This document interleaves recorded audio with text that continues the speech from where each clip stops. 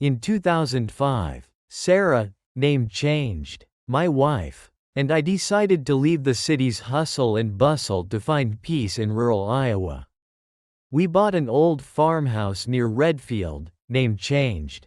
A small, remote town. The farmhouse was large, made of old wood, faded with time, and needed a lot of work.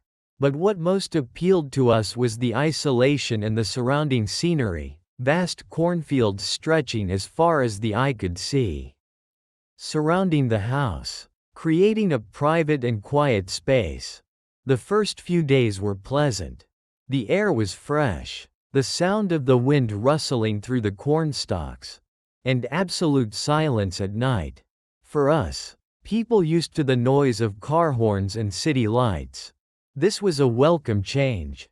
But then, the silence started to feel wrong. At night, when darkness covered the vast cornfield, without a single light, without a single sound, I started seeing strange things. The first time was on a bright moonlit night. Looking out the bedroom window upstairs, facing the field behind the house, I saw a light, very far away, among the tall corn stalks. The light moved slowly, not like the light of a tractor or a car.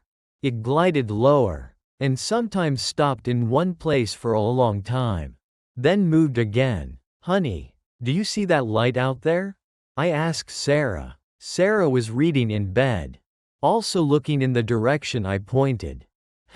Must be a farmer checking the field tonight, she said, her voice calm. I tried to rationalize it that way, but there was something about the way that light moved that made me feel uneasy.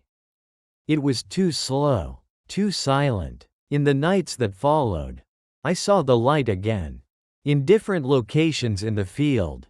Sometimes it was one light, sometimes 2 or 3 small lights, moving separately. The initial curiosity gradually turned into unease, then worry. This area was so remote.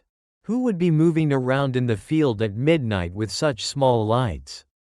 The peace we sought seemed to be hiding something suspicious. The vast cornfield, under the moonlight and darkness, suddenly became terrifying, like a living space concealing some secret. Those lights were just the beginning. Gradually, I started seeing other things in the field at night. No longer just lights, but figures. In the darkness, among the corn stalks, I saw tall, blurry shapes moving. They didn't walk, but seemed to glide between the rows. Indistinct, just masses darker than the surrounding darkness, but clearly human shapes. Sometimes one figure, sometimes multiple figures, moving slowly, aimlessly, or sometimes stopping, standing still for a long time. Sarah also started seeing them. She no longer rationalized it as farmers. Her face was filled with worry whenever she looked out at the field in the evening. We started closing the curtains at night, not wanting to look out anymore.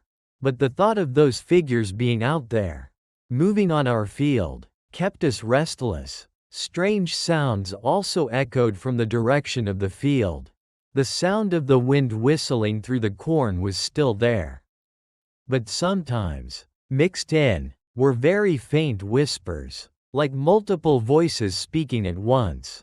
Unclear what they were saying, just a low murmur. Sometimes, it was a different sound, a strange scraping noise, like old metal being dragged across the ground, or bones clattering together. These sounds were hard to pinpoint the source of, as if they were carried by the wind from far away. But they felt like they were very close, hidden among the corn stalks. The silence of the countryside had turned into a terrifying silence. We no longer felt peaceful, but instead restless and anxious. The large farmhouse suddenly felt isolated and vulnerable. The cornfields that were once a symbol of peace were now a screen concealing terrifying things. The strange events escalated, moving closer to the house. The lights and figures were no longer just in the distant field. They started appearing at the edge of the field, right near the fence and the backyard. The distance had alarmingly closed. I saw tall, gaunt figures standing still at the edge of the field at night. They had no clear faces or details, just dark shapes, as if cut out of the darkness. But I felt an invisible gaze looking at the house, looking at us. The whispers on the wind also became clearer, still unable to understand the content. But their tone was very sad, mournful, like someone crying or pleading for something. The scraping sound like metal and bones also sounded closer, sometimes as if echoing from right beneath the bedroom window on the first floor. Strange things started happening inside the house as well. Dust and dry dirt inexplicably appeared on the floor and furniture, especially in rooms or near windows facing the field behind the house. We cleaned thoroughly, but the next day, we would find new traces of dirt, as if someone had just walked into the house from the field. The smell inside the house also changed. The familiar smell of old wood and dust was sometimes replaced by the damp smell of earth, decaying leaves, or another smell harder to describe, slightly fishy, like rusty metal or something decaying underground. This smell often appeared at night, strong in certain areas of the house. Tension weighed heavily on our relationship. Sarah became increasingly scared, easily startled. I tried to be strong, but I was equally unsettled. We argued about whether we should try to find out what was happening, or just try to ignore it and live with it. Being in a remote area, with few neighbors, made us feel isolated with this fear, unable to bear the growing haunting. I decided I had to find out about the history of this land. What had happened here in the past? Why were there such strange phenomena?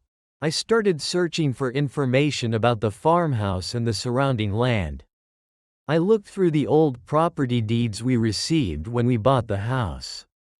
Searched online for the specific address, trying to find old newspaper articles about this area.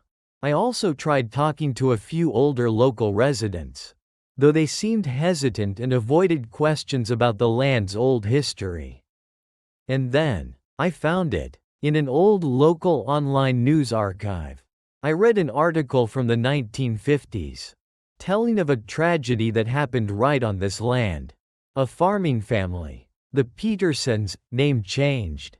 The former owners of the farm had suddenly disappeared mysteriously. Initially, people thought they had left, but later, there were suspicions that something terrible had happened. Police searched, but found no trace of the Peterson family. The incident became a missing persons case, never officially solved. However, rumors circulated that the Petersons hadn't left, that they had been brutally murdered right on their own farm, perhaps in a robbery or land dispute. And the most terrifying part was, their bodies were never found. It was rumored they had been disposed of, buried, right in the field behind the house. Knowing the story of the Petersons, their mysterious disappearance, and the possibility that they were buried right on the land where we were living, sent shivers of terror down my spine. The figures in the field, the whispers, the smell of dirty earth, it all suddenly had a horrifying meaning. Those figures, were they the spirits of the Peterson family, trapped on the very field that had become their grave? Our investigation into their tragedy seemed to provoke the spirits' reaction. The disturbances in the house became more intense than ever. The smell of death, earth, and decay filled the house. The whispers turned into moans, crying, screams filled with pain and anger. The haunting reached its peak. No longer just strange phenomena. It had become a direct threat. The figures in the field were no longer just faraway shapes. They moved closer to the house. Very close. On the worst nights, We saw those figures standing right outside the windows, lurking among the last rows of corn stalks. No longer just dark shadows. Under the moonlight, we saw their shapes more clearly. Tall, gaunt, wearing old clothes stained with something dark. Their faces were pale, distorted, their eyes dark and empty, staring straight at the house. They were the faces of people who had died tragically, carrying pain and rage. The sounds from the field flooded into the house. No longer just whispers or moans, but the sounds of struggle, heavy impacts, tearing, blood-curdling screams, as if we were hearing the very moment the Peterson family was murdered and disposed of. Along with it came the metallic smell of blood, the damp smell of earth, and the terrible odor of decay.